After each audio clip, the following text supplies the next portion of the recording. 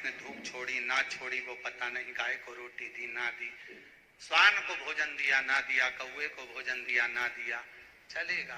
पर जिस दिन अमावस्या के दिन पितृपक्ष समाप्त हो, उस दिन प्रदोष काल में, प्रदोष के समय पर, प्रदोष काल में शाम के समय पर जाकर किसी भी नदी, तालाब, बावड़ी, कुआं, कहीं ना कहीं जो आपके पास में हो, वहां पर एक घी का दिया, पत्ती का मुंह दक्षिण की ओर कर कर अवश्य जला कर जाना। सारे पितृदोष समाप्त हो जाएगा, सारा पितृदोष समाप्त। अमावस्या के दिन किसी भी जलाशय के पास में, नदी, तालाब, बावड़ी, कुआं, जो आपके शहर में, आपके गांव में, आपके नगर में हो, वहां जाकर लगा।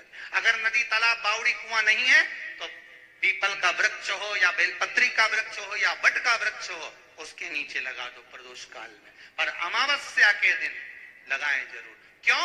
क्योंकि अमावस्या 16 दिन तक पितृ मृत्यु लोक में आने के बाद में भोजन ग्रहण करते हैं।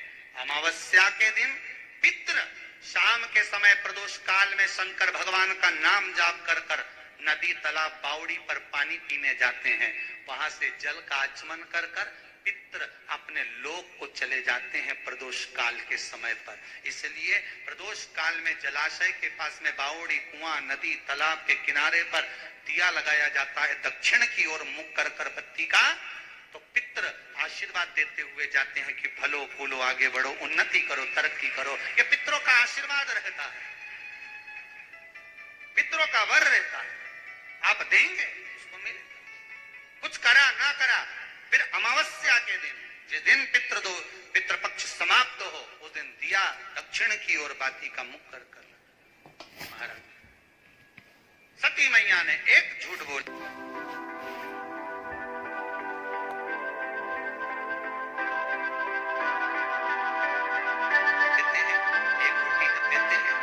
या तो गाय के मुख में 16 श्राद्ध में जब रोटी देते हैं तो रोटी को बीच में से तोड़कर, रोटी का जो भाग होता है उसको, मतलब ऊपर से फुलका का परत नहीं निकालना है। रोटी जो सीधी सीधी है ना, जैसे ये रोटी है तो इसको बीच में से तोड़ लिया, 2 भाग विभाजित कर लिया, नीचे वाले भाग में भी थोड़ा सा गुड़ शक्कर रख लिया, ऊपर वाले भाग में भी गुड़ शक्कर रख लिया, एक के ऊपर एक रोटी को रख लिया, वो गाय को दी। तो अपन श्राद्ध पक्ष में 2 पूड़ी का प्रमाण है कि गाय को 2 रोटी दी जाती है, कुत्ता को 2 रोटी दी जाती है। 2 पूड़ी रख के देते हो, आप लोग तो देते होगे, 2 पूड़ी के ऊपर पूड़ी रखकर, थोड़ा सा मीठा रखकर, नमकीन रखकर, कुत्ते को भी देते, 2 पूड़ी तोड़कर कागा को भी देते। 2 पूड़ी का प्रमाण कहां से आया? 2 भाग रोटी के टुकड़े का प्रमाण कहां से आया? श्राद्ध पक्ष में ही ऐसा क्यों किया जाता है? बाकी के समय पर तो कोई ऐसा 2 पूड़ी का प्रमाण ही नहीं। पर श्राद्ध पक्ष में ये क्यों कहा जाता है कि पूड़ी के ऊपर पूड़ी रख दे, उसमें मीठा रख दे, खीर शक्कर रख दे, गाय को दिया, कुत्ते को दिया, कागा को दिया, ऐसे क्यों कहा जाता है? उसका कारण क्या होता है? उसका केवल एक कारण है, जो नारी ने भोजन का निर्माण करा है, जो घर की बहू भोजन बनाई है, जो घर की बेटी ने भोजन बनाया है, घर की माता ने भोजन बनाया है। महाराज, पिता पुरुष एक कुल को तारता है, बेटी 2 कुल को तारती है। जब श्राद्ध पक्ष में 2 भाग रोटी के कर कर गाय को देती है, तो 1 भाग तो उसके ससुराल वालों को मिलता है। जब गया जी का पिंड होता है तो नाना नानी सबका स्मरण कराया जाता है। 2 भाग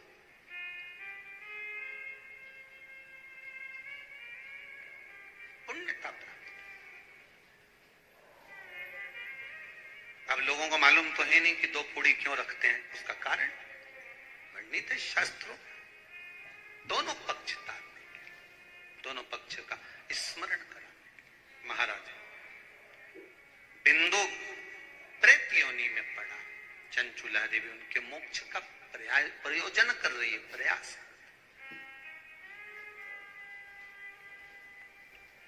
क्या करा जाए कि इनको मोक्ष मिल जाए? कहा शिव महापुराण की कथा। पार्वती मैया की सहेली बन गई और पार्वती मैया ने शिव महापुराण में प्रेत योनि से मुक्त होने के लिए कहा, तुम रुका जी क्या जाओ, देवऋषि नारद के पास जाओ। नारद जी ने तुमरुका जी के पास भेज दिया। क्यों? नारद जी जानते हैं मैं कथा नहीं कर सकता, मैं कथा सुन सकता हूं पर कह नहीं सकता, कहने के लिए मुझे बैठना पड़ेगा। सुनने के लिए हो।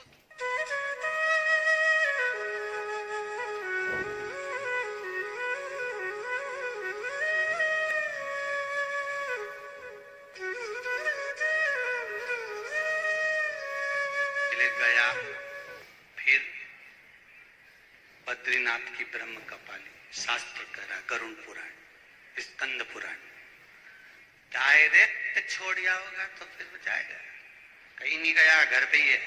ओके, ऐसे नहीं जो माल टाल खवाया नहीं और छोड़िए माल बद्री के साथ।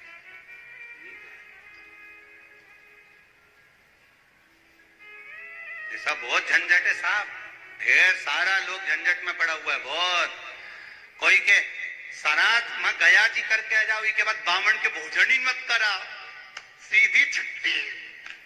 हम तो छोड़ आया, हम तो छोड़ के आया।